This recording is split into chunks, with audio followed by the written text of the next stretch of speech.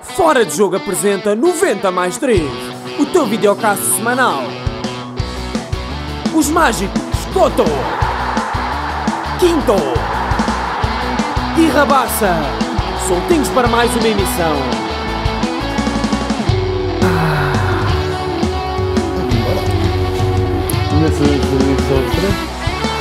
90+3. Estamos a só linkar aqui. Pub, 10%, fora de jogo 10. Fora de jogo 10, só linka. Estamos bem? Estamos confortáveis. Vamos embora. Sejam bem-vindos a mais um episódio 90+3. Eu sou o Afonso Couto e estou aqui com os mágicos Ricardo Quinteiro e José Rabassa. Hoje no episódio são os três, já tínhamos saudades. Acredito que vocês também. Antes de começarmos, e estamos a gravar isto a seguir ao derby da Taça de Portugal, no qual o Sporting seguiu em frente, mas antes disso, o Ricardo tem aqui uma coisa para vos mostrar. O Ricardo e nós. Vamos passar a mostrar. Obrigado, João. Um abraço, grande obrigado aqui ao nosso João. Boa noite a todos. Queria mostrar em primeiro lugar este quadro. Vê-se bem na câmara? Queria mostrar este quadro. Com 3 andorinhas. Com 3 andorinhas na Taça da Liga, que foi oferecido pelo nosso amigo Diogo Amaro, um grande artista que faz obras... Estou a ler, Diogo, não leves a mal, só para não deixar nada ao acaso. Obras de arte em caneta grafite, é um dos nossos principais fãs, não só já da página do Fora de Jogo, mas também do nosso videocast 90+3. Faz estas e muito mais obras que vocês queiram. Vamos deixar o site no link, que é diogamaroarte.com, e o seu Instagram também, o @ com o Diogo_Amaro _. Podes pôr aqui, se não der muito trabalho. E acho que é um trabalho excepcional. Os modelos não são grande coisa, mas... É isso, para o que é. Exato. Para o que são os modelos. Eu estou favorecido, preto e branco e ao Mas longe. acho que o resultado final é muito giro e podem ver esta e outras obras no site dele e encomendar para vocês. Espero que gostem. Vai ali para um lugar especial. Agradecer ao Diogo por este momento. Depois também vamos partilhar nas nossas redes sociais todo o processo, ou seja, ele gravou enquanto filmava e portanto acho que também fica giro. Um grande obrigado. Obrigado, Diogo. Eu acho que o Zé quer lá ir. Estou-te a safar ao quinto. Aqui com os fios. No quintal lesionado hoje. Ora aí vai a obra de arte aí para cima. Será que eu consigo? Não sou engenheiro, mas... Olha que espetáculo. ficou muito bonito. Duarte está à direita. Hã? Eu acho que está. Não cai ao carro. Está o futebol geométrico mal de Morita. Está mais perto de cair o Portimonense do que o quadro. Duarte ser muito educado como de fair play, reagir a esta provocação. Mas o homem está ali a tratar da câmara. Isto vai... Está perfeito. Então vamos lá arrancar. Também já é hora. Portanto, foi um Benfica 2, Sporting 2, um jogo eletrizante, um dos melhores derbys dos últimos tempos, em que o Benfica terá sido superior, mas é o Sporting quem consegue chegar à final, a primeira final da Taça de Portugal para Ruben Amorim. Qual de vós quer começar a dar a sua análise? Quem é que está com vontade de falar? Aqui a pessoa que está lesionada hoje. É isso, pode começar o Quinto. Força! Boa noite mais uma vez. Sim, concordo. Acho que foi um jogo não só eletrizante, como, na minha opinião, o jogo mais espetacular da época 23-24. Foi o jogo que mais prazer deu ver. Desde logo pelo ambiente. Hoje é uma terça-feira, 60 mil adeptos, mais uma vez uma excelente Casa na Luz. Pelo que soube, também não fui acompanhando, nós vimos aqui o jogo já no estúdio, mas não me parece que tenha havido pelo menos notícias de desacatos, nem de coisas que não interessam nada ao jogo, e portanto é sempre uma nota positiva. Um bom comportamento dos adeptos. Tira do carregador, que foi para parar no Santos. Sim, que ele realmente entrou um bocado sem bateria hoje. Da primeira parte, já me esquecia disso. Portanto, tirando essa nota a lamentar, penso que foi um jogo no qual o fair play diz respeito, muito, muito interessante. No jogo jogado, pareceu-me, como eu disse há pouco, o melhor jogo da época. Duas grandes equipas, duas equipas a mostrar porque é que são líder e o segundo classificado. Não se notou assim tanto neste jogo, a meu ver, uma decalagem entre o futebol praticado quer por Schmidt, quer por Amorim. Pela primeira vez, eu comentava isso quando estava aqui a ver o jogo convosco, eu vi um Benfica em jogos grandes, clássicos ou derbys, 11 contra 11 a superiorizar-se em alguns momentos, algo que tinha vindo a... Não sei se aconteceu esta época sequer, 11 contra 11. E portanto, essa nota a registar. Acho que o Schmidt preparou bem o jogo, Ruben Amorim, como é seu apanágio, também o fez muito bem. Achei interessante as alterações que promoveu na segunda parte e acho que tiveram, sobretudo, efeitos mais positivos ofensivamente e nos golos construídos do que propriamente defensivamente. Não necessariamente tenha sofrido 2 golos, mas acho que produziu muito mais ofensivamente, sobretudo a entrada do Géni, que é sempre alguém que mexe bastante com o corredor direito. Portanto, acho que foi muito bem jogado de ambas as partes. Schmidt também meteu bem.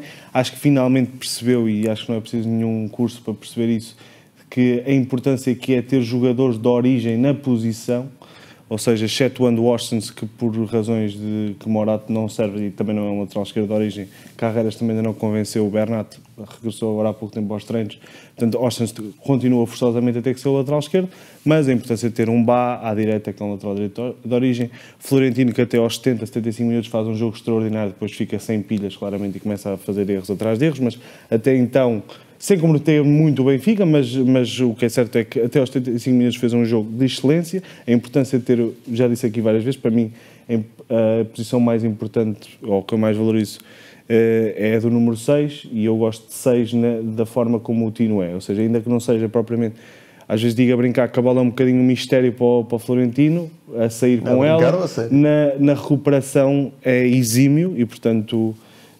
parece-me da maior importância ter um jogador como o Tino naquele meio campo. João Neves, pá, é mais um dia de João Neves, é um jogo extraordinário, é claramente para mim o melhor, a grande mais-valia deste Benfica. Neres e Di Maria também a combinar bem. Gostei de ver um jogo já não tão dependente de Di Maria e do lado de Di Maria. E a importância de ter um ponta de lança, que eu, ainda que não seja um fã incondicional de Tenkster, acho que faz um jogo bastante razoável, tem uma bola à trave na primeira parte, e depois Marcos Leonardo também entra bem, pareceu-me, ainda que não tenha conseguido o golo. Esteve bem. Sporting também, aquela espinha, desde logo os 3 centrais, depois Ilman e Gyökeres, extraordinário, acho que é a grande linha orientadora do Sporting e que o tem conduzido ao sucesso. Uma nota menos positiva para Israel, continuo a achar que não é guarda-redes para o Sporting, nem de presente, nem de futuro, mas é a minha análise sobre aquilo que eu vejo do jogador e dos indícios que me parece, que me dá a conhecer. Já falei, na questão das substituições esteve muito bem. Uma nota menos positiva para Trincão, que ainda que tenha vindo a estar no último mês e meio, 2 meses, muito bem, em clara ascensão de forma, hoje pareceu-me, lá está, sem pilhas também, mas desde o início, a voltar ao tal jogador mais pachorrento, a perder bolas, a trazer a mochila, lá está. Mas pronto, são jogos e o Benfica também teve bem a anulá-lo. E portanto o Sporting passa porque é a melhor equipa na sua globalidade. A meu ver, tem uma pontinha de sorte que é importante, sobretudo na primeira parte. O Benfica tem ali 2 oportunidades flagrantes, quer a bola na barra, quer a bola do Di Maria, de defesa do Israel, sobretudo essas 2, e depois na segunda parte também tem mais uma outra oportunidade. Ficou-se a reclamar aquele penalti, vistas as imagens, eu se tiver que marcar não marco, porque acho que este tipo de penaltis, na dúvida... Não surpreende não marcar nem marcar, não é? Acho que teve bem, não surpreendia, sim. Mas eu se tivesse que analisar o lance, não me parece que deva ser assinalado. Parece-me assim o maior caso do jogo, a haver caso, Talvez, Aquela queda tem que ser na primeira parte também, mas isso sim, mas não me parece. E na globalidade, para não, depois também vou dando os comentários, mas passo-vos a palavra. Zito. Eu concordo no geral com o que o Ricardo disse. Eu acho que o Benfica esteve, ou seja, se tivesse que apontar se eu tivesse escolhendo quem jogou melhor ou pior, sendo que as coisas não são preto no branco, mas diria que o Benfica esteve acima do Sporting globalmente. Não no jogo todo, na primeira parte foi, sei lá, 99%, 44 dos 45 minutos jogados foram com o Benfica por cima. O Sporting teve muita dificuldade, eu acho, a sair, é uma coisa que não é comum no Sporting, e não é comum frente ao Boa Vista, nem é comum frente ao Porto, frente ao Atalanta, frente a seja quem for. O Sporting hoje teve mesmo muita dificuldade em sair a jogar, que é uma coisa em que geralmente desmonta os adversários completamente e que é muito difícil condicionar o Sporting. O Benfica, acho que finalmente encaixou no Sporting e conseguiu, através da sua pressão, sempre muito intensa, a pressionar sempre com superioridade no portador da bola. Só um parece rápido, isso era algo que estávamos a comentar durante o jogo, que eu senti, que é o Benfica pela primeira vez está a ganhar as segundas bolas. Sim, exato, em jogos grandes. Isso mostra muita superioridade também, depois se reflete e materializa no próprio jogo. Que é uma coisa que geralmente se atribui muito ao Sporting e que é de certeza parte do seu sucesso esta época, que é ser a equipa mais forte na pressão, ser a equipa mais forte nas segundas bolas, mais forte a reagir à perda, também mais forte a sair a jogar, muitas vezes primeiro toque e a bola está fora da zona de pressão, e hoje não consigo fazer rigorosamente nada disso na primeira parte. Tanto que eu comentava com o Ricardo, alguma coisa tinha que mudar, com o Ricardo e contigo, apesar de ter chegado mais tarde, que alguma coisa tinha que mudar. Tinha que sair Ricardo Gai, porque o Ricardo Gai é -1, depois dessa construção rápida é o que consegue oferecer menos soluções no setor, é uma evidência. Há jogadores com mais capacidades que outros. Nuno Santos também não estava particularmente bem no jogo, e Daniel Bragança, embora dê muita circulação de bola, ainda é tenrinho e às vezes mastiga um bocadinho mais do que devia, e Diomande e Inácio estavam surpreendentemente nervosos ou agitados ou incapazes de tomar as melhores decisões, e portanto eu disse logo que devia entrar o Santos Justo, o Morita e o Géni. Entraram dois ao intervalo, o Santos Justo e o Géni. O Morita entrou depois e também não entrou particularmente bem, e eu acho que na segunda parte foi uma certa viragem do estilo de jogo do Sporting, da forma de jogar. Conseguiu sair muito mais vezes em transição, o que não conseguiu na primeira parte, em transição rápida. Conseguiu sair melhor a jogar, sobretudo no início da segunda parte, e depois foi sempre um jogo de gato e do rato, do Benfica a correr atrás do prejuízo. O Sporting marcou o Benfica, o Sporting voltou ao 2-1, o Benfica conseguiu o 2-2, e parece-me que a seguir ao 2-2 o Sporting quebra também um pouco, naturalmente, fisicamente, e o Benfica é galvanizado também no seu estádio com os seus adeptos, com 60 mil pessoas, muitas das quais do Benfica de certeza, e foi até ao fim a procura do terceiro gol, que não conquistou, mas ninguém estaria aqui surpreendido se o Benfica hoje passasse à final em vez do Sporting. Muito bem, concordo, tiveram os dois muito bem na análise. Dizer, pronto, eu vou voltar a referir, foi um jogo eletrizante. Aliás, o Sporting Benfica na taça já nos habitou muitas vezes a serem jogos que ficam para a memória. Esta é uma eliminatória no seu cômodo geral que foi muito bem jogada. Eu diria que o Sporting foi superior na primeira mão, o Benfica é superior na segunda, e além disso eu acho que o Benfica hoje, e eu diria que terá sido os melhores 45 minutos da primeira parte do Benfica, foi os melhores 45 minutos da época, do que me recordo, sobretudo porque hoje tivemos um Benfica personalizado e com personalidade. Pode parecer uma coisa igual, que eu estou aqui a cair numa redundância, mas não, personalizado, porque vê-se que Schmidt preparou o jogo, pela primeira vez olhou para os seus adversários e tentou de alguma forma ajustar a equipa à sua forma de jogar. Teve alguma humildade. E com personalidade, porque foi um Benfica que entrou pressionante, como tu referiste bem, é um Benfica que até agora tinha muita dificuldade nesse momento, mas foi um Benfica que entrou pressionante. Nos primeiros 10 minutos houve uma oportunidade para cada lado. O Sporting parecia estar a entrar com o objetivo de massacrar um bocadinho ali as aulas do Benfica, um bocado pelo facto do Neres e o Di Maria defenderem pior. Acaba por conseguir ter uma oportunidade, mas o Benfica rapidamente pega no jogo. E para mim há um fator muito decisivo, e que aqui é mérito claramente de Schmidt, foi a forma como ele definiu os indicadores de pressão para evitar a transição rápida do Sporting. E se vocês tentarem rever a primeira parte, sempre que a bola caía no trincão ou no Paulinho, Bá e Austin não deixavam virar, impediam a transição rápida, tanto que foram muito eficazes ambos nesses duelos, raramente conseguiam virar, o que também condicionou o jogo de Gyökeres, que na primeira parte pouco fez, precisamente porque o Sporting não estava a conseguir fazer essa transição rápida. Depois há também, e como tu referiste bem, e já muito à semelhança daquilo que foi o jogo da primeira volta do campeonato, muitos erros individuais do Sporting na primeira parte, encabeçados por Inácio 2 vezes e o Diomande uma vez, que culminaram em oportunidades para o Benfica. Na primeira parte o meu destaque vai para Florentino, esteve exímio e mostra aquilo que pode dar ao Benfica, e sobretudo nestes jogos grandes a forma como coloca o Benfica a pressionar mais alto, a recuperar mais alto, e assim aproxima o Benfica da baliza com mais perigo e em situações que lhe são mais vantajosas em termos numéricos. Portanto, depois outra nota negativa, e para mim é claramente negativa, é Ricardo Gaio, que eu acho que começa a ser estranho ser um jogador potencialmente titular numa equipa grande, cada vez mais é estranho. Nem com bola ou sem bola esteve péssimo. O Benfica, inteligentemente, e como disseste, acho que foste tu, a preponderância de Di Maria na primeira parte foi muito menor, porque o Benfica percebeu bem, e Roger Schmidt percebeu bem que a galinha dos ovos de ouro estava na ala direita do Sporting. Aparecia Austin, aparecia Neres, aparecia João Neves. Que nós até vimos em que o Neres está a fazer um por um com o Gaio dentro da área. O Gaio faz muito bem que tapa a pé esquerdo do Neres e puxa para o direito, ou seja, dá-lhe um bocadinho o meio. Mas o Neres mesmo assim consegue voltar a puxar para o esquerdo e ganha velocidade num espaço de 3, 4 metros. Quer dizer, é surpreendente como é que um defesa que é certinho, e isso temos que lhe dar, e é mais ou menos certinho defensivamente, consegue conceder oportunidades destas, não faz sentido num clube grande. E eu acredito que Ruben Amorim foi claramente surpreendido pela estratégia de Roger Schmidt, muito eficaz. Depois, na segunda parte, lá está, reage muito bem Ruben Amorim, lê muito bem o jogo, viu onde tinha que mudar, que era precisamente do lado direito, onde sai Gaio e sai Diomande, que tem estado não só neste jogo, mas em alguns dos últimos jogos bastante desastrado. Desde a CAN, exatamente.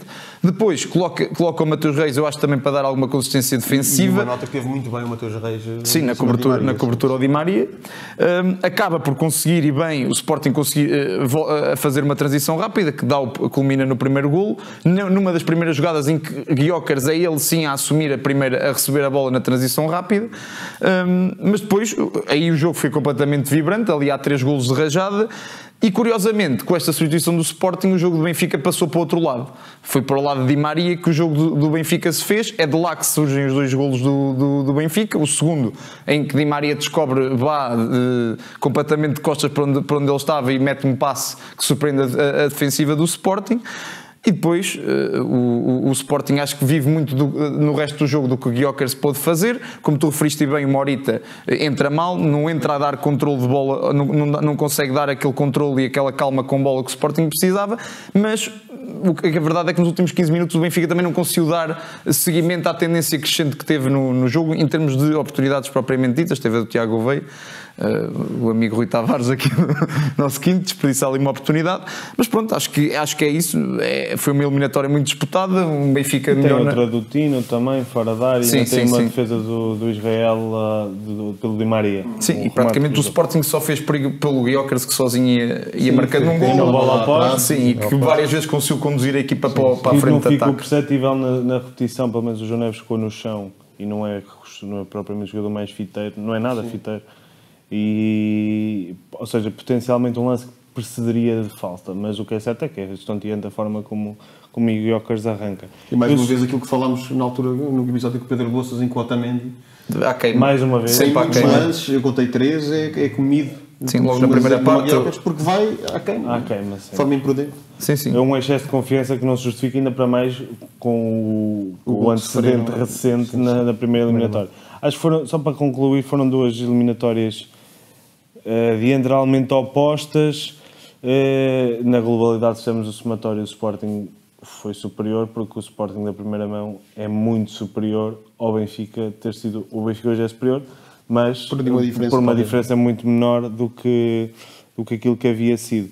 Eu há bocado falei das substituições, esqueci-me só, ou seja, disse que o time estava cansado, acho que o João Mário devia ter entrado mais cedo.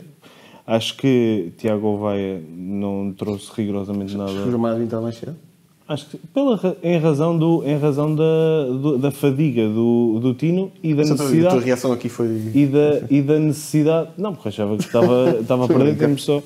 Mas naquele momento, ele ou Coxo, ou quem entendesse, ou seja, acho que aquele meio campo tinha que ser refrescado. Acho que Tiago Gouveia, mais uma vez, não acrescentou nada ao jogo, com a agravante de nem tens lateral, quer o lateral esquerdo, quer o extremo esquerdo, passam a jogar com o pé direito, porque é o Austin que está, e portanto perdes profundidade à partida de cruzamentos na linha. E sendo que à direita também está Di Maria com o pé cruzado, só ficas com Bá para ganhar a linha de fundo, que foi o que aconteceu no Sim, teve muito bem o Bá também. Muito bem. Finalmente a voltar à sua forma. E acho que esteve bem na entrada do Marcos Leonardo. Queria só dar uma nota também aqui, porque foi algo que eu fui comentando nos últimos dias com vocês e com outras pessoas com quem falo futebol, a importância deste jogo para sábado, que eu achava, e acabei o jogo com um sentimento que não achava que ia ter. Ou seja, porque eu fui dizendo hoje e nos outros dias que achava que este jogo ia ser super importante para a moral e a confiança com que se chegaria ao jogo de sábado, que indubitavelmente é o jogo do título, não é? O Sporting pode jogar com 2 resultados, tal como podia hoje, e o Benfica só pode jogar com 1. Só podia jogar hoje com 1, que era a vitória, e sábado também só pode jogar com o resultado. E eu achava que quem saísse vitorioso hoje saía necessariamente mais galvanizado. Não refuto essa tese agora, mas eu acho que o Benfica não sai pouco moralizado deste jogo. De todo. Eu acho que o Benfica sai deste jogo, para já, sábado é um tudo ou nada, na época, porque assumindo que a Liga Europa não é um objetivo propriamente palpável para aquilo que é o Benfica, sobretudo se apanhar um Liverpool nas meias finais, como se adivinha, caso passe o Marselha, está a jogar a vida, sábado. E, portanto, jogando a vida, já percebeu que se tiver este comportamento pode ter um final feliz e pode ser realmente uma equipa. Pode não ser campeão, porque depois o Sporting tem o jogo a menos e pode-se pôr com mais um ponto e até ganhar os jogos todos até ao fim. Mas fica provado o ponto que não só Schmidt pode ser muito mais treinador do que foi até agora, como esta equipa pode dar muito, e tem que dar mais, muito mais, do que, olhando às individualidades.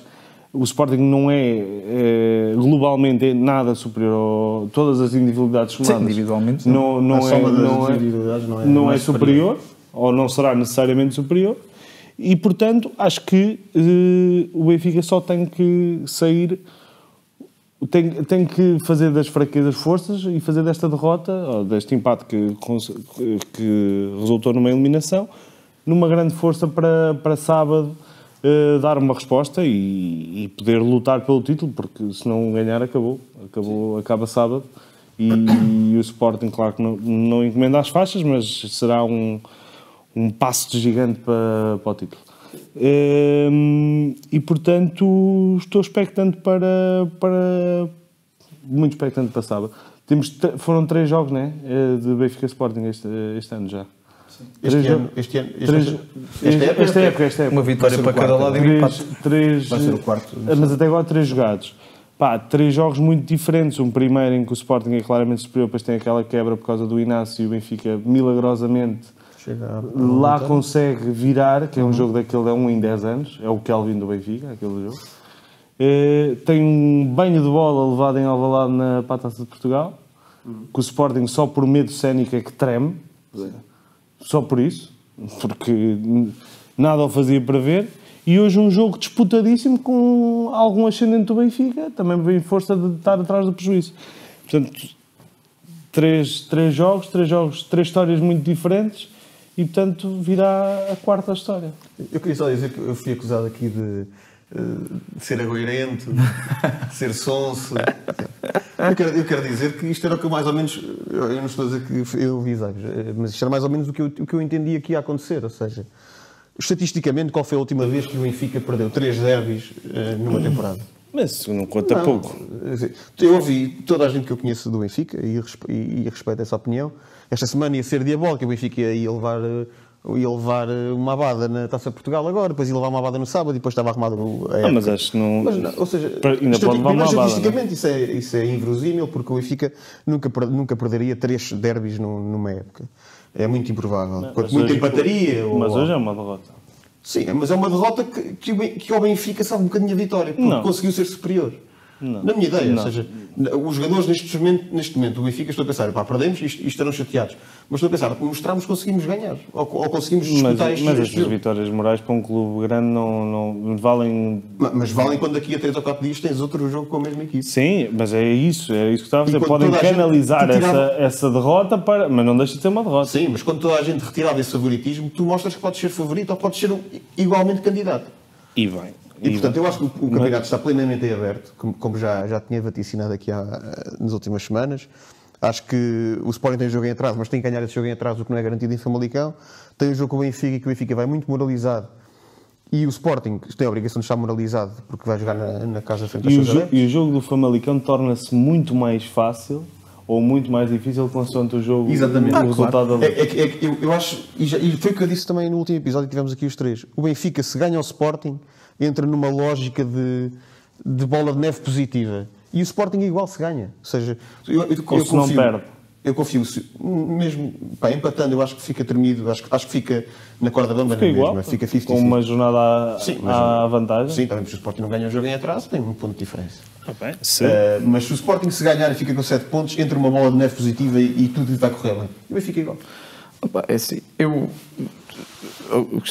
são duas perspectivas interessantes em relação à tua, de que foi muito diferente, ou seja, a forma como estas equipas vão partir para este jogo não era aquilo que poderia-se esperar do resultado deste jogo, muito porque talvez ninguém esperasse que o Benfica fizesse um jogo tão bom. Ou seja, mesmo que o resultado e a eliminatória não tenha sido favorável, deixa bons indicadores de que o Benfica é capaz de superiorizar ao Sporting. Ou seja, isto para a equipa do Benfica é algo de positivo e não tendo perdido o jogo, conseguiu ser melhor, e acho que isto pode dar motivação para o jogo que verdadeiramente interessa, porque o jogo que verdadeiramente interessa aos dois, acredito eu que seja o de sábado e não o de hoje, e acho que qualquer um deles trocaria uma derrota hoje por uma vitória no sábado. Em relação ao Sporting, o Sporting acho que também consegue, obviamente, sair de forma positiva deste jogo, não muita, porque não há aqui continua a ter a pressão de ter que fazer um bom resultado, mas eu também, e agora partindo para o que tu disseste, isto é uma coisa que eu defendo: os jogos grandes são jogos grandes, não importa quem está melhor ou quem está pior, porque são jogos em características muito especiais. O Benfica o Benfica não era sequer inferior ao Porto para levar 5-0 no Dragão, como em anos anteriores o Sporting estava muito mal e conseguia ganhar ao Benfica, e portanto isto não é neste tipo de jogos. Sim, mas estatisticamente a equipa que está melhor habitualmente ganha.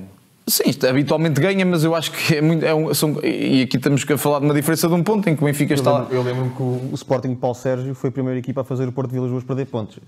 Os jogos grandes são sempre jogos grandes. Sim, e o Sporting há sempre essa possibilidade. Agora há uma coisa que eu também... Há uma coisa que eu quero ressalvar, que é: eu acho que o Benfica dificilmente também se vai expor tanto nem Alvalade como hoje, porque a estratégia tinha algum risco associado. Tinha algum risco associado, o Benfica tinha que lutar contra o resultado, tinha obrigatoriamente que vencer para passar. Acho que é igual, mas o Benfica, para o Benfica qualquer outro resultado que não seja a vitória é indiferente em Alvalade. Sim, mas não se... Portanto, acho que a exposição ao risco não vai ser assim tão diferente. Diria, em termos estratégicos, o Benfica não procurará tanto expor-se à transição do Sporting, e acho que vai encarar esse jogo como uma eliminatória também. Não, mas veremos.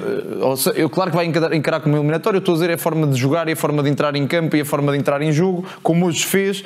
Não sei se será totalmente igual. Eu acredito que Schmidt, obviamente, retirou coisas positivas e tentará aplicar, mas eu também acho que dificilmente Ruben Amorim voltará a entrar com o Ricardo Gaio a titular. Portanto, acho que vai haver mudanças. Não sei se Bragança se manterá no 11. Acredito que sim. Sim? Eu duvido. Eu acho que não. Até por ter sido titular hoje. Até por ser titular hoje. Eu acho que o Morita foi poupado hoje. Mas sim, o Bragança merece esta titularidade, não se trata de poupança. Acho que eu também já ia falar mais à frente. Mas pronto, acho que também não vou alongar sobre isto, porque ainda tinha aqui alguns tópicos para vocês também discutirem sobre o Sporting e o Benfica. Mas sim, acho que não deixa tudo em aberto, não há aqui nenhuma equipa que vá na modo baixo, que vá com a confiança em baixo. Vão as duas bem, vamos ver, vai ser um jogo claro. Mas é sempre melhor para o Sporting. Acho que não será um jogo tão aberto como foi hoje. Tenho as minhas dúvidas, porque estão os dois. O significado do jogo é diferente.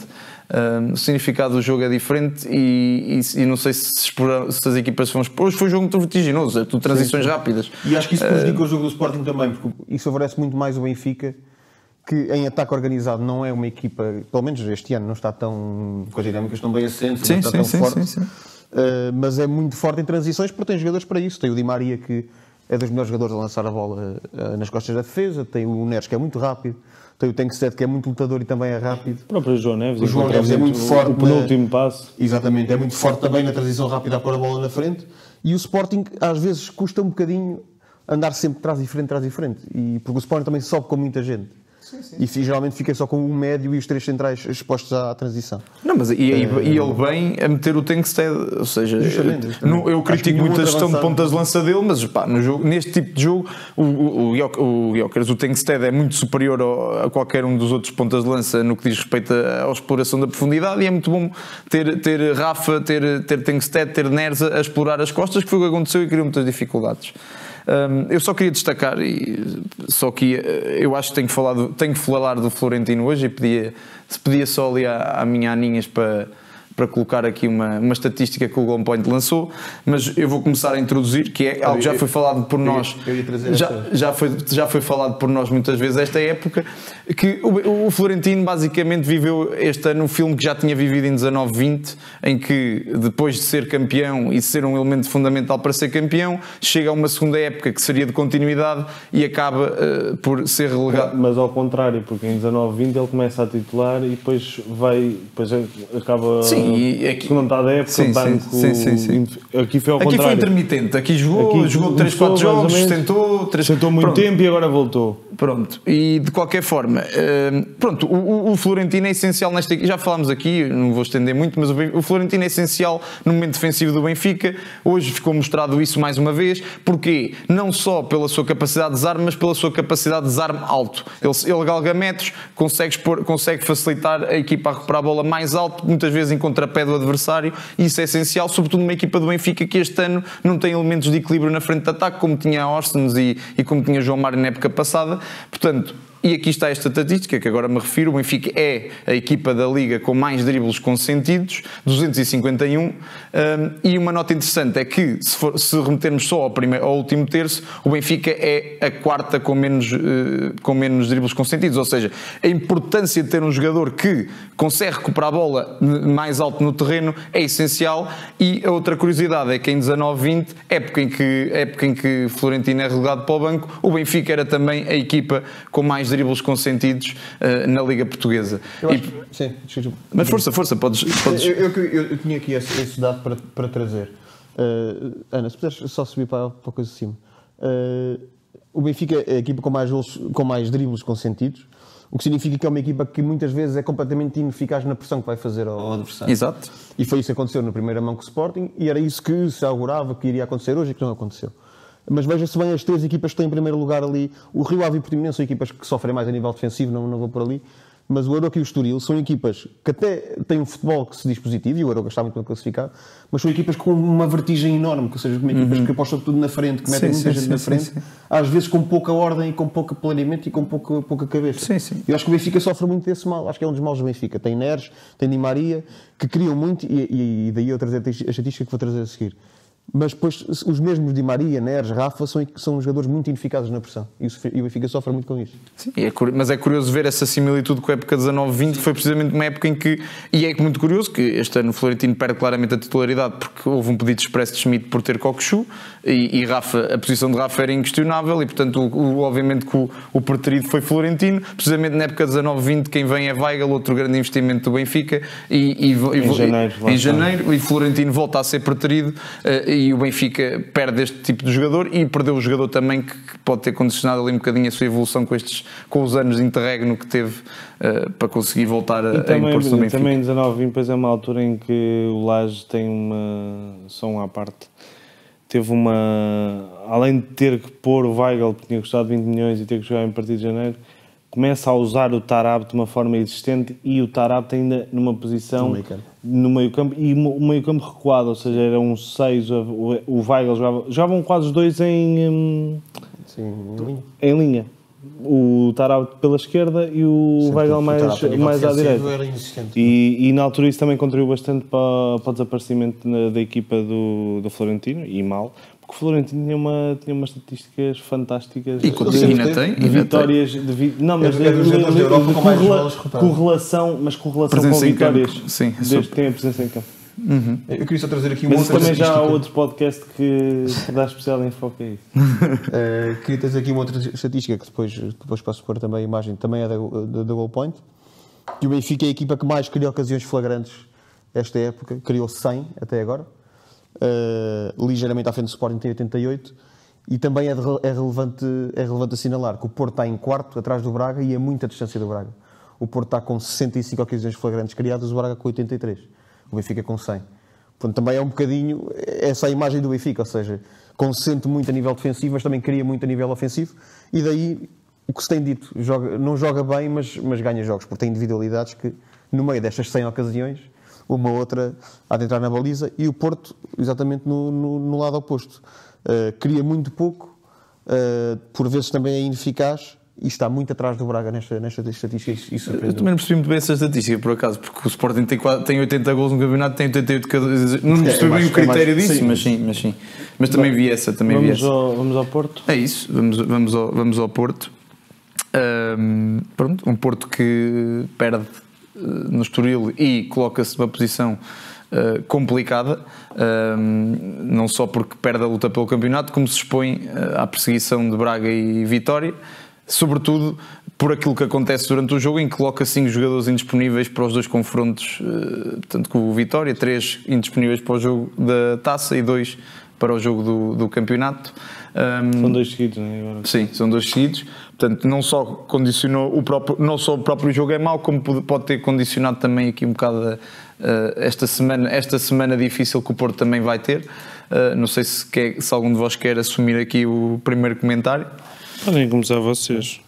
Não, eu por começar por dizer que vi o jogo com o Estoril todo. Onde? Nunca mais tínhamos feito. Olha, vi na Taberna Nova em Leiria, onde nós fomos Estás a ver? almoçar lá, É sempre no restaurante. Um abraço para o Miguel da Taberna Nova. Um abraço. E vi o jogo todo na E Taberna. estavas com o Jorge? Não, estava com o Eduardo, que é um portista ferrenho. Conheço. Bom gajo. Bom. E o Porto jogou mal, pronto, eu não vou alongar. O Porto jogou mal, o Estoril jogou como costuma jogar, muito disposto, mas ou corre bem ou corre mal, e correu bem. Muito fruto daquele erro que o Diogo Costa tem, que começa num passo horrível do Otávio. Um central nunca faz aquele passo, ou chuta a bola, ou mete para fora, mas nunca faz aquele passo para o guarda-redes. O Diogo Costa também arrisca, tenta recebê-la à primeira com algum excesso de confiança. O Estoril parte para a vantagem. E depois o Porto tem esta atitude que eu respeito muito o clube, mas que me custa a entender. Já que um jogo que vieram cá lá de jogar e perderam foi igual. Aplaudir na cara do árbitro, quando a decisão está certa. Quando qualquer pessoa, com a cabeça quente é diferente, mas qualquer pessoa vê que a decisão está certa. Ou pelo menos que pode ser tomada naquele sentido. E bater palmas na cara do árbitro, insultar o árbitro de forma ostensiva, como fez o Francisco Conceição.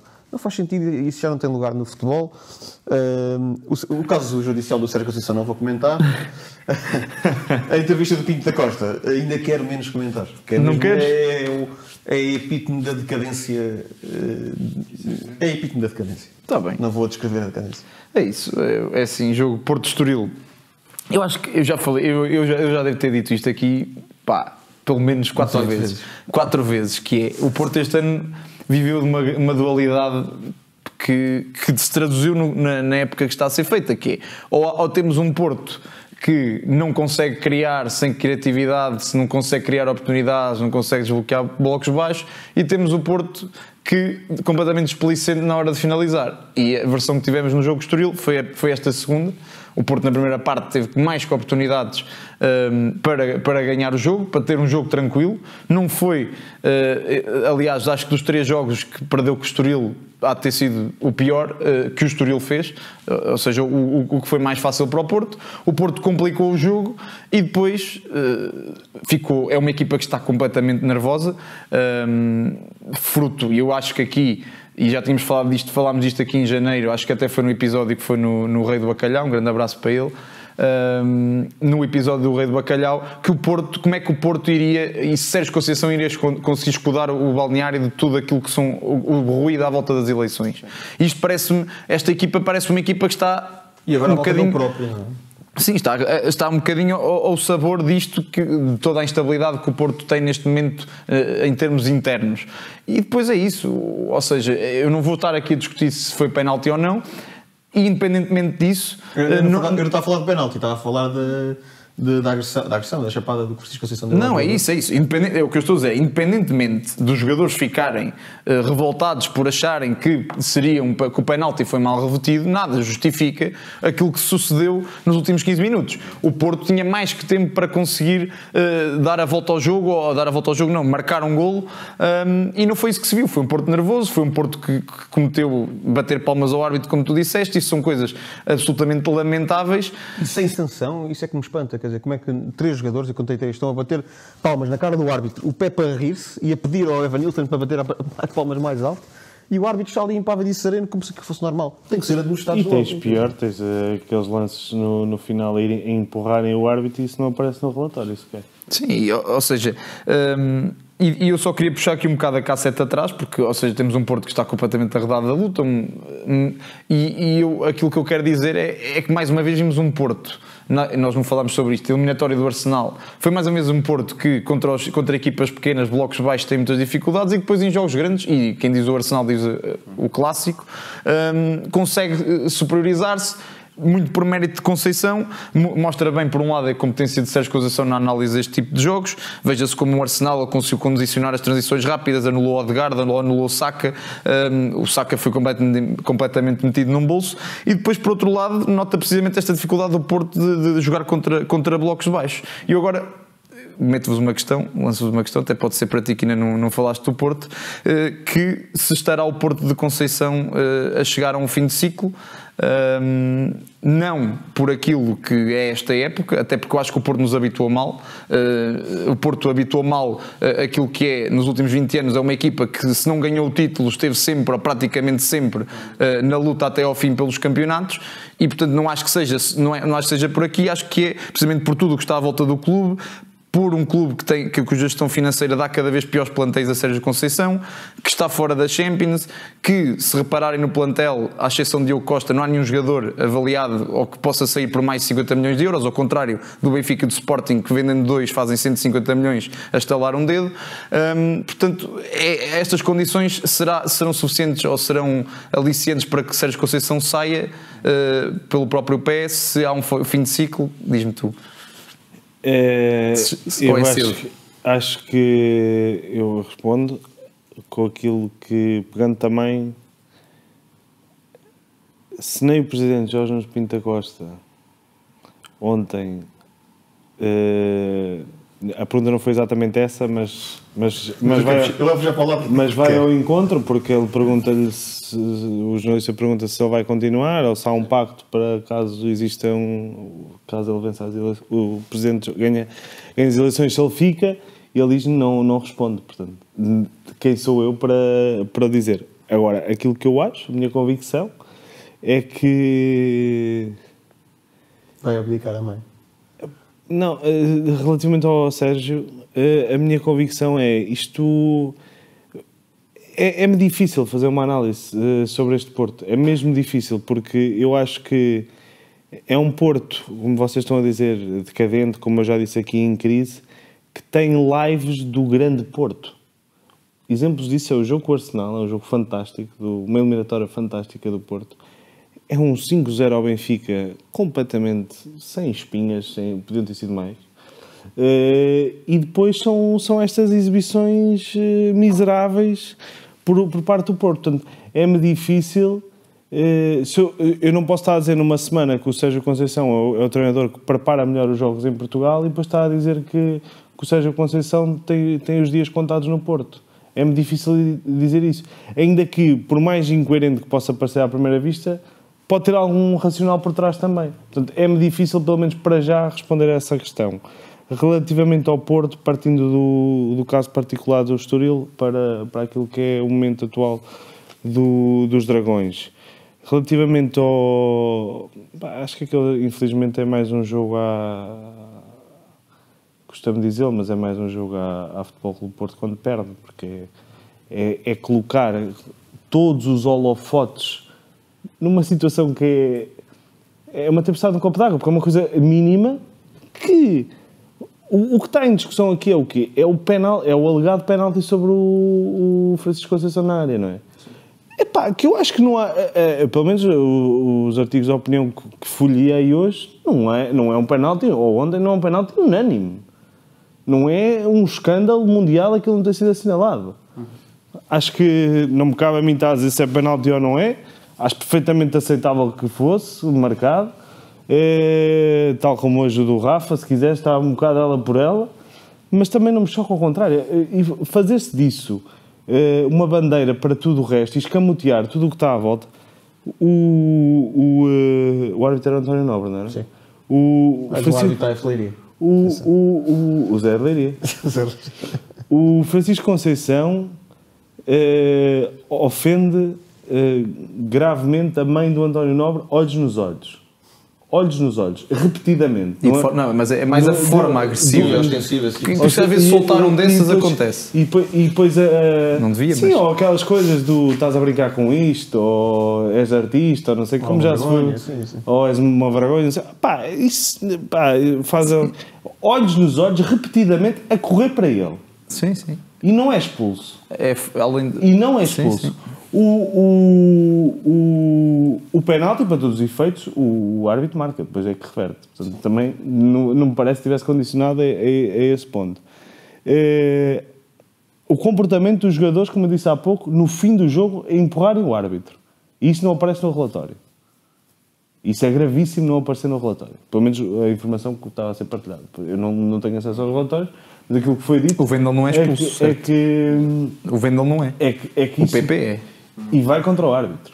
Sim. E depois a justificação para isto é que tinha havido um jogo Brasil-Inglaterra em que o António Nobre tinha ido porque o João Pinheiro estava incapacitado para ir e a arbitragem lá foi uma vergonha e o futebol é emoção e temos que perceber que as coisas...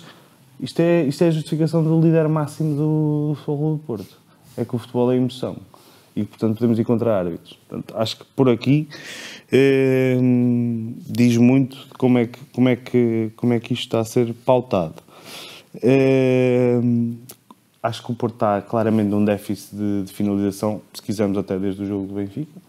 Daí para cá, Galeno e Evan Nilsson baixaram a forma completamente. Gastou os gols todos, enfim. Não sei, mas pelo menos esses dois jogadores que vinham, inclusivamente o Galeno foi chamado à seleção, não fosse a seleção portuguesa chamá-lo. E o PP também, e o Vendel e acho que baixaram claramente de forma, quer o Galeno, quer o Evan Nilsson. E o corolário de tudo isto foi a primeira intervenção de Jorge Nunes Pinto Costa ao fim do jogo do Estoril, na conferência de imprensa, que não me chocou, porque já há vários anos, desde que vemos futebol, que vemos este dirigente, portanto, este e outros, a fazer este tipo de comentários, acho que é completamente desproporcional, face ao caso, e acho que é uma cortina de fumo que é criada para escamotear o jogo paupérrimo e o Porto, quer dizer, perde 20 e tal pontos esta época, da forma que os perde, é só o árbitro. A juntar a isto, a entrevista do Pinto Costa ontem, onde as declarações que eu anotei que causaram mais celeuma foi, e a falta de argumentos está, árbitros começaram a prejudicar gravemente o Porto desde que a candidatura de André Vilas-Boas apareceu. Estou convencido, ou teríamos ido à final da Liga dos Campeões, não fossem os penaltis frente ao Arsenal. Isto achei, ainda que de uma forma muito inteligente, como é lógico, porque a forma como falou de um filho de José Maria Pedroto, hoje um outro filho já veio se manifestar de uma forma não muito agradada. O ter dito, foi ele próprio que já disse pela 20ª vez, disse que filmem tudo, sistematicamente a dizer isto, sobre o pedido de André Vilas-Boas, dizendo, o argumento é, se dizem para filmar tudo é porque sabem que vai acontecer alguma coisa. Também já não foi anunciado que vai acontecer alguma coisa, não houve movimentos nesse sentido. Não estava tudo montado, não é sabido. Acho estranho. E depois, quando tem... Isto para mim foi o que mais me... depois coisas mais... Levar um estalo é desagradável, aquelas coisas... Lá está, aquelas coisas que foi sobre o Bruno Carvalho do é chato e não sei o quê. Depois depende também de quem é que é o protagonista. Fez-me lembrar esse caso. Mas o que a mim me impressionou mais, apesar de tudo isto, foi nos 30 segundos finais, quando tem uma mensagem para dizer, para se dirigir aos sócios, aquilo que é dito é, quando forem às urnas, recordem-se, eu pensei que ia dizer, recordem-se dos 40 anos, não sei o quê, e ele falou da estabilidade e da união, e depois o que diz é, lembrem-se quem é que apoia o Record, a CMTV e a Bola. A sério que isto é... Não... Neste momento não me faz sentido nenhum. Mas... continuo a dizer. Grande presidente mais titulado de sempre. Para mim, em contraponto, tem alguns pontos que me fazem sentido, que é o facto de André Vilas-Boas também dizer que era o presidente dos presidentes e depois, a seguir, está tudo mal. É as declarações que existiram no documentário de Pinto da Costa de André Vilas-Boas a dizer que escreveu-lhe cartas que não escreveu sequer ao seu pai. É a questão da academia que, a ser verdade, tudo o que Pinto da Costa diz faz-me sentido. E não sei se não haverá outros interesses da outra parte. E, portanto, faz-me sentido. Mas acho que é pobre de argumentos. Soou-me... Nunca vi Jorge Nuno Pinto da Costa o presidente dos presidentes, nunca o vi tão incomodado, É natural, também é a primeira vez que tem uma oposição. Sim, que se veja, não é? Mas... E tem uma idade que já não lhe permite ter um discurso que tinha antes, com todo o respeito por ele, não é? Mas eu até o acho lúcido, eu acho mesmo com falta de argumentos. Ok, ninguém está a dizer que ele não está lúcido, mas tem a idade que tem, ou seja, a forma de se exprimir, não tem energia, o discurso é muito pobre, é muito de falsas, cheio de redundâncias e de argumentos mesquinhos e dá dominamos e portanto, e ele fala pouco do projeto que tem para o Porto. Exatamente. Ele fala muito pouco. Confiar nos truques em que confiava há 40 anos, que é atacar a imprensa, de Lisboa. Não, e eu achei também frágil o facto de tudo o que é a questão financeira, tudo, não é certas coisas, foi praticamente tudo.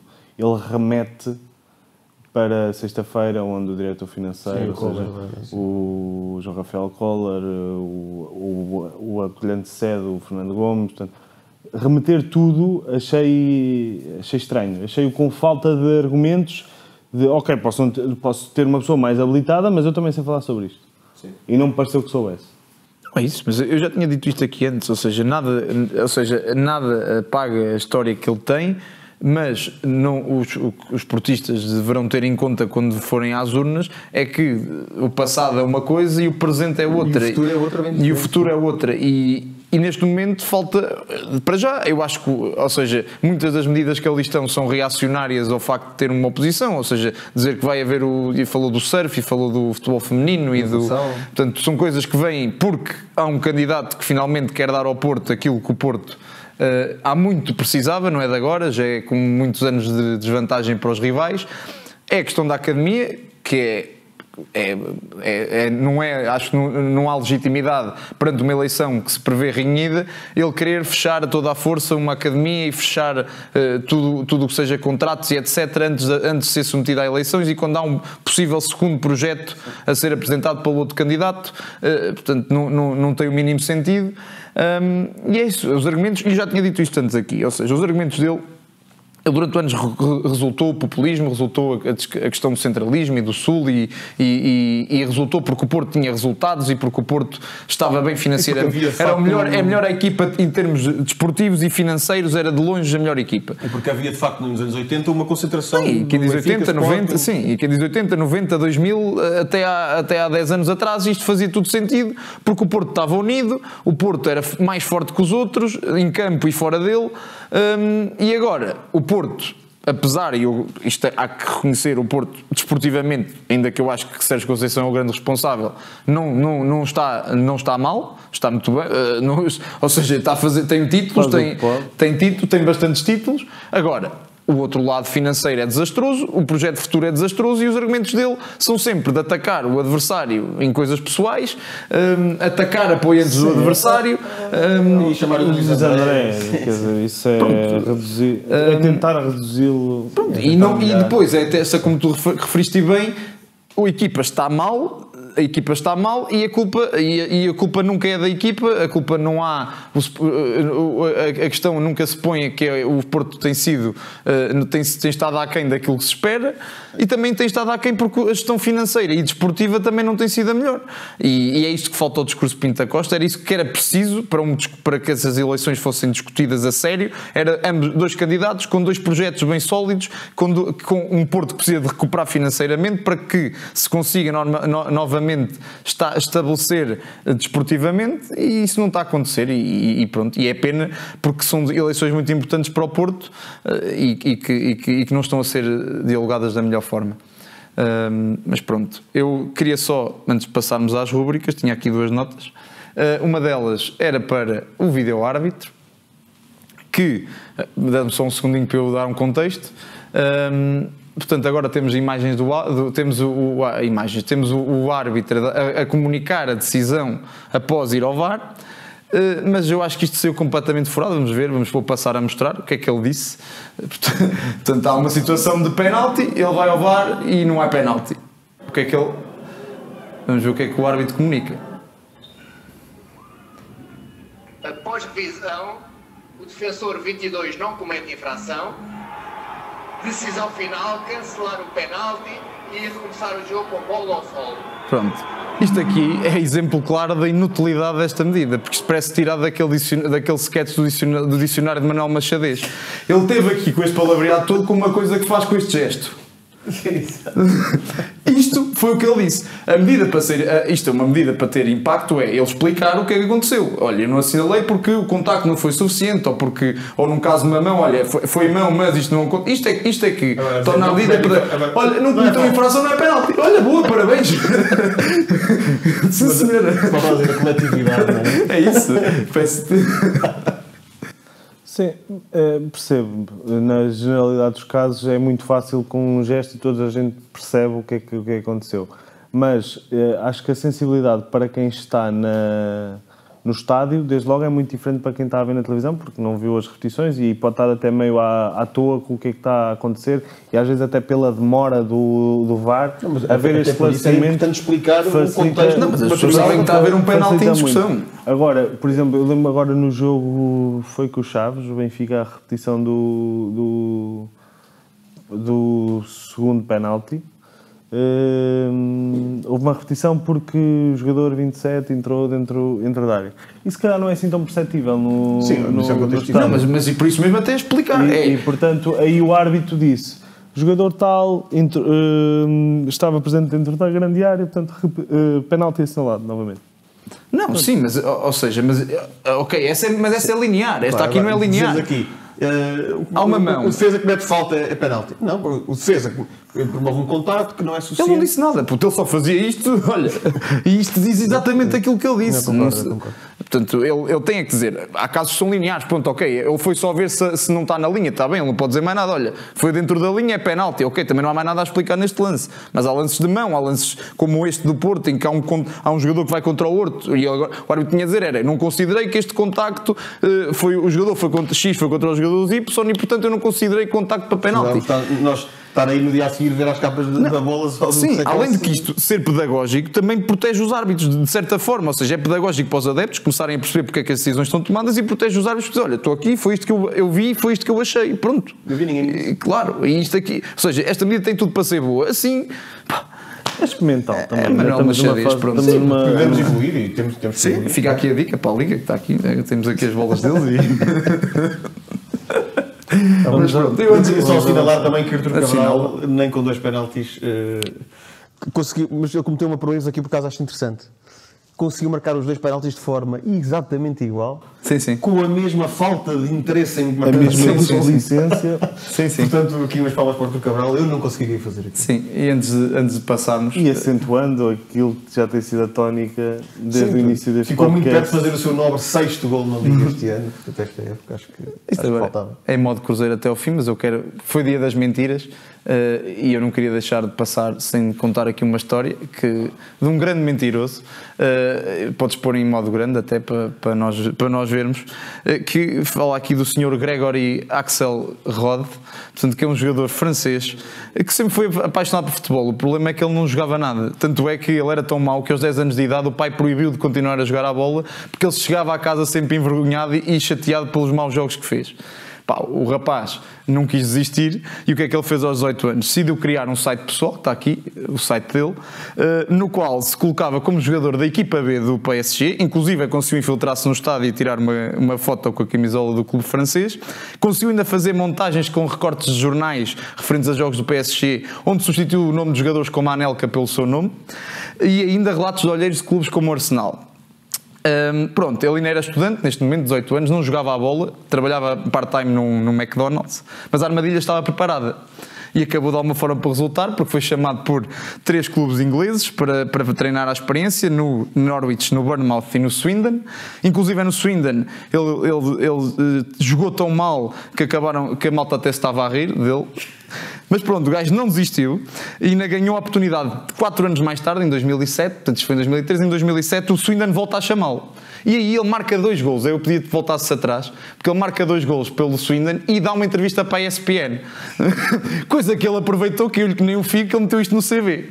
Correu-lhe tão bem que em 2009 o CSKA de Sofia, que ia participar na Champions, vai buscá-lo. E agora tens aqui uma foto, treinou, assinou o contrato, vestiu a camisola. O que é que aconteceu? Pá, teve azar, se fosse uns anos antes, mas naquele ano já havia blogs e não sei o quê. E os gajos do CSKA Sofia não fizeram mais nada. Foram para os fóruns do PSG perguntar quem é que ele era. Ninguém o conhecia. Este gajo é falso, sei o quê. Pronto, conclusão. Ficou o sonho por terra. Pá, ainda conseguiu ir treinar ao Kuwait e à Grécia e não conseguiu ficar lá, mas ainda conseguiu jogar na primeira divisão do Canadá antes de acabar a carreira, escrever um livro que lhe rendeu algum dinheiro. Portanto, fica aqui a mentira, afinal, não teve assim uma perna tão curta. Mas pronto, vamos passar à lotaria do penalti. Lotaria do penalti.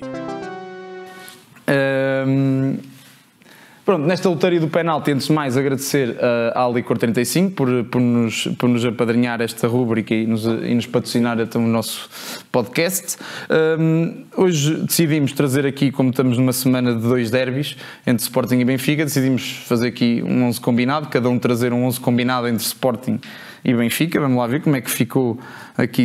Acho que vai ser muito linear, mas sim, quero ouvir. Eu vim à Guardiola, 4 centrais. Pronto, força. Então começa tu. Podem começar. Eu comecei com o Turbino na baliza, o Turbino, como hoje ouvimos Ou Truban, como eu dizia na primeira público. coisa. O Turbino. Eu pus 4 centrais, fui muito Guardiola nisto. Pus Santos Justo na direita, Diomande e António Silva dupla de centrais e Inácio na esquerda. Isto porque acho que nenhuma das equipas tem. O Bá não fez mau jogo, mas nenhuma das equipas tem laterais de montra para escolher. Meio campo fiz com Ilman mais recuado, depois Osmos e João Neves. Na frente, Guiocres, Pote e Rafa. Foi o meu 11 combinado. Tive alguma dificuldade em deixar Di Maria de fora, mas. Deixa-me cá ver outra vez, que eu perdi-me aqui a meio. Exato, está bem. Pronto, o meu foi, portanto, o Turbino, foi Orsens, António Silva, Diomande, ainda que eu tenha estado aqui na dúvida porque o Diomande não está na melhor fase, mas atendendo ao potencial, acho que o António Silva e o Diomande são claramente tem potencial para chegar muito longe. Podia pôr o Inácio, depois à esquerda meti o Nuno Santos. Aqui, pronto, acho que nas laterais é onde a qualidade deixa um bocadinho a desejar, mas depois... As alas do Sporting não são bem laterais, sim, portanto sim. é difícil pô-las nessa posição. Ainda tentei aqui fazer uma artimanha, mas tu foste mais à Guardiola, foste bem. Depois pus Yilmaz e Neves, Pote, Rafa, Di Maria e Gyökeres. Portanto, acho que é este... Não há assim grandes dúvidas, mas pronto, vamos ver o que é que o Quinto tem para nós. Eu também joguei sem laterais. É o ideal. E coloquei, deixa-me só confirmar se estão os 11 ou se pus um a mais. 1, 2, 3, 4, 5, 6, 7, 8, 9, 10, 11. Quem é que é o 12º? Trubin, Otamendi, António Silva, Gonçalo Inácio. A 3. 3 centrais. Ilman, João Neves e Morita. Meio campo a 3. E na frente, Di Maria, Pote, Rafa e Gyökeres. Muito bem, sim senhora. Está aqui. Orsens não. Orsens, como disse o Johnny, não é o preferido de ninguém. Um grande abraço para o Johnny e um grande abraço também para o Lico 35. Obrigadinho. Vai Tudo, vamos lá passar para o... Estás antibiótico. Agora até me engasguei. Vamos lá passar, mas é para as luvas do Ricardo. As luvas do Ricardo. Vai partidaça, ela tira, agarra Ricardo! Só falta marcar Portugal! Vamos então às luvas do Ricardo. Antes de mais agradecer às Tintas do Copel por apadrinharem esta rúbrica. Hoje quem vai trazer a sua memória é o Ricardo. Portanto, Ricardo, conta-nos lá. Como foi noite de taça, eu lembrei-me de dois. Ainda havia um terceiro, mas... Vais contar aquele jogo que perdeste uma aposta comigo? Vou, desses. Qual é? 5-3? Sim. Ainda havia um 3-3 que foi a prolongamento em 2005, mas fui para mais recentes. Um de 2013 e o outro de 2008. Começando pelo de 2008, foi um 5-3 em Alvalade. Um grande jogo onde o Benfica até começou a vencer, creio por 2-0, e depois, através de golos de Yannick Jalog, Bizot, Lietzen, Derlei e Vukcevic, acabam por fazer o 5-3. No ídolo à altura. Nesse jogo também marcou um dos nossos convidados do último episódio, Nuno Gomes, e também Cristiano Rodrigues, que depois havia de ir para o Porto na época a seguir. Nota para não só ter sido um grande jogo de futebol, mas é o último golo da carreira de Rui Costa e, portanto, parece-me sempre simbólico assinalar esse momento de um dos melhores jogadores da história do futebol português. Eu lembro desse jogo a ver a certa parte a ver o jogo, as claques atiraram para o relevado do Very Lights e não sei, cheio de fumo. Eu lembro do Quinto estar a defender lá uns lances no meio de um nevoeiro brutal que na transmissão não se via nada. Lembro perfeitamente disso. Também tenho ideia disso. Na bancada, portanto, da Juveléu, onde o Benfica estava a atacar na primeira parte, penso eu. Porque eu lembro disso acontecer também na primeira parte, apesar de estar a falar do Kim. Mas sim, há de ter acontecido em ambas as bancadas e em ambas as partes, talvez. Ou provavelmente. E o segundo jogo é mais recente, é de 2013, o outro foi a 16 de abril de 2008, este foi a 9 de 11, ou seja, 9 de novembro de 2013, um 4-3. Já falámos dele aqui também. Este jogado na Luz. Tivemos cá o Duarte Gomes, que arbitrou este jogo, sim, o Silvio também o jogou. André Martins, portanto também é um jogo que já se cruzou aqui de alguma forma, alguns dos protagonistas já aqui estiveram connosco. É um jogo incrível de futebol. Eu atrevo-me a dizer que é o melhor jogo da carreira de Cardoso ao serviço do Benfica. Faz um hat-trick e faz uma exibição de encher o olho. Na sua última época de Benfica, 13-14, e nota para uma assistência de Rubén Amorim nesse jogo, para o então número 6 do Benfica, e a terminar, e não condizendo com a qualidade que foi o jogo, um lance infeliz do Rui Patrício que, após um lançamento lateral, creio eu, de Silvio, e cabeceamento já no chão de Luizão, já meio ajoelhado, acaba por dar aos 97 minutos, já em prolongamento, a vitória ao Benfica e a passagem na eliminatória. Nota também para Slimani, que faz um grande jogo nesse jogo. Quando parecia morta a eliminatória, Slimani deu novo alento aos Leões e trouxe-os para dentro da eliminatória novamente. Portanto, foram estes 2 jogos que eu em noite de taça me fez sentido relembrar. Num tinha 11 anos, no outro tinha um bocadinho mais, tinha 16. Pronto, está aqui uma boa memória e, como tínhamos dito, só estes jogos de taça entre Sporting e Benfica são sempre memoráveis e, portanto, espero que tenham gostado deste episódio. Deixem um like e subscribe. Deixem nos comentários se acham que é fim de ciclo do Sérgio Conceição, que é um tema muito interessante, depois podemos pegar mais à frente. Portanto, um grande abraço, uma boa semana, agradecer às tintas do Cobel, ao Licor 35, à Betano, Move Studios por nos receber. Um abraço a todos, até para a semana. Obrigado. Está feito. 90 mais 3 é a bola a girar, o quinto o Couto a cruzar e o Rabassa a converter. 90 mais 3, indivíduos sensatos, soltinhos e pacatos, até o clima ferver. E à medida que a semana nos vai dando muita trama, é o fora de jogo que está no 90 mais 3.